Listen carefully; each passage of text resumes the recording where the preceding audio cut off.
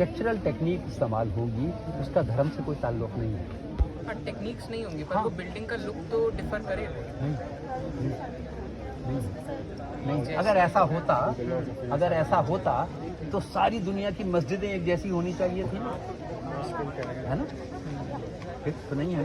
पर अगर हम लोग रिलीजन्स के डिफरेंस देखें, जैसे हिंदूज के जो टेम्पल्स हैं, क्रिश्चियंस के जो चर्चेज हैं और जो मॉस्क्स हैं मुस्लिम्स के, ये तीनों बिल्कुल सेम तो नहीं होता है। उन तो सब कहीं में- ना कहीं तो डिफरेंस उन सब में एक चीज कॉमन है, सब में, सारी places of worship, all of them rise vertically. Why? Because all the religions नहीं, all of them believe that God lives above. ठीक है, तो भगवान तक पहुंचने की कोशिश हो रही है। This idea is born of an understanding of the world which is flat. अगर दुनिया गोल है तो हमारे ऊपर कुछ नहीं, nothing is above us because we are suspended in space. हमारे ऊपर कुछ नहीं है, नीचे कुछ नहीं है। We are suspended in space, so there is nothing above, nothing below.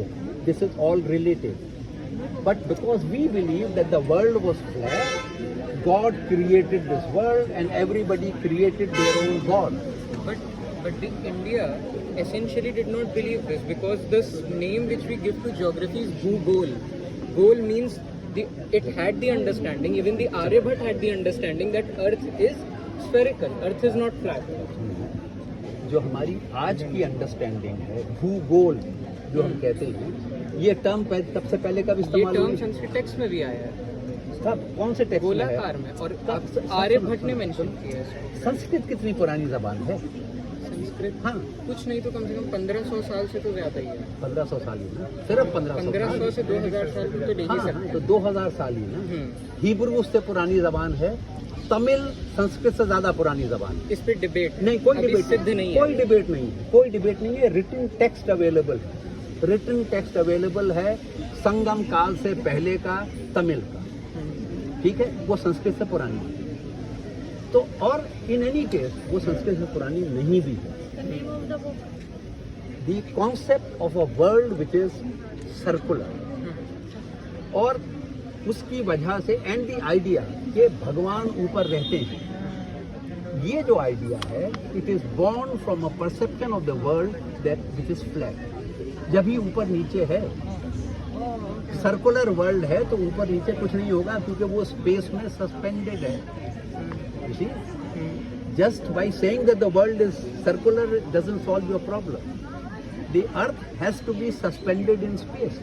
Otherwise वो कैसे है, कहाँ टिकी हुई है? तो हमारा क्या मानना है, वो तो वासुकी के सर पर टिकी हुई है। ठीक, वो हर religions ने उसको वैसे करा है। फिर वासुकी कहाँ है? वासुकी कहाँ खड़ा हुआ है? हाँ, उसमें You know, it can go on till you refuse all that and say the world is a globe like millions of other globes which are all suspended in space, and they stay where they are because of gravity.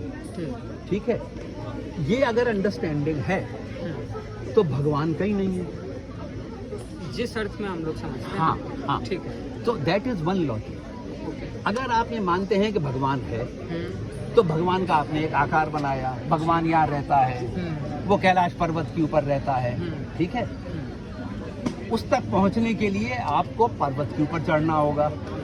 ठीक है, वो आकाश में रहता है तो आकाश तक पहुंचना होगा। तो आपके टेम्पल के शिखर ऊपर जाते हैं, मस्जिद के मीनार ऊपर जाते हैं, चर्च के स्टीपल ऊपर जाते हैं, गुरुद्वारे का निशान साहब ऊपर जाता है। All this is born, this is the impact of religion on your architecture. Now everyone conceives God in a different way.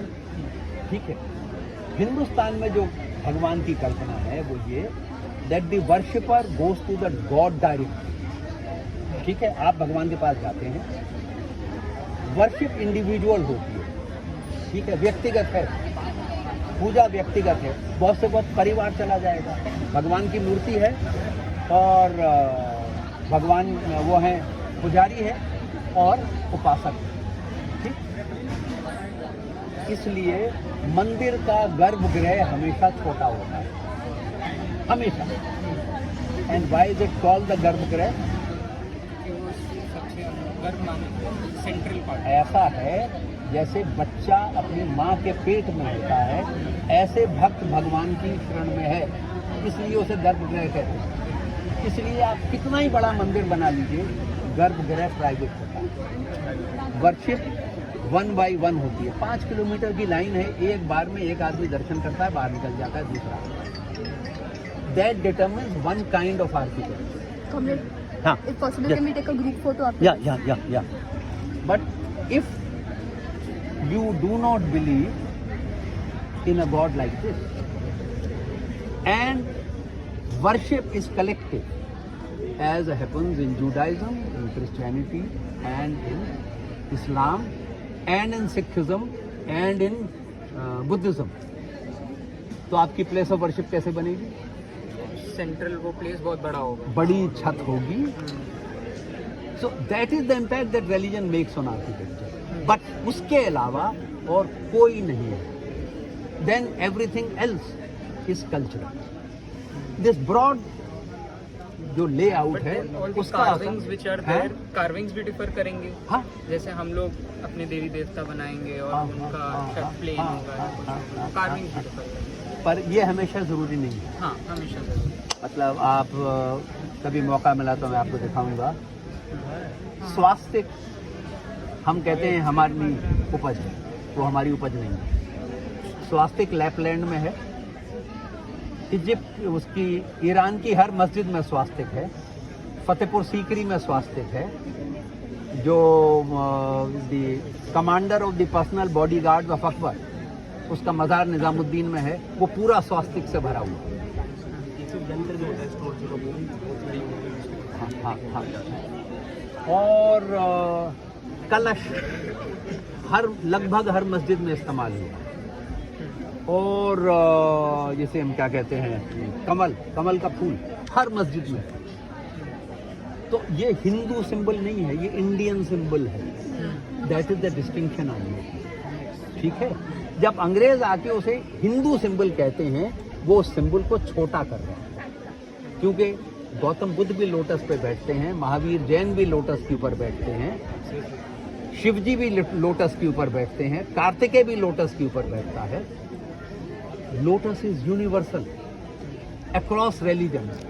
और फिर जब मुसलमान आते हैं और वो मस्जिदें बनाते हैं, तो मेसन उसे मस्जिद में कार्व करते हैं, और आर्किटेक्ट पूछता है ये क्या है, तो कहता है ये शुद्धता का प्रतीक है। खत्म, nobody has any problem. You see? So when you start looking at architecture only in religion terms, you can't explain this. The synthesis that happens, and these are cultural things which are not born of religion. Because कलश जो कमल है, उसका veneration तो India में जो आदिकाल है, tribals हैं उनके समय से हो रहा है। तो जो हमारे मुल्क में ट्राइबल्स हैं, वो तो आर्यों से बहुत पहले के आए हुए हैं, उनके समय से लोटस का वेनरेशन हो रहा है। तो इट गोज अक्रॉस। वो हिंदू नहीं है, वो हिंदुस्तानी है। That is the distinction.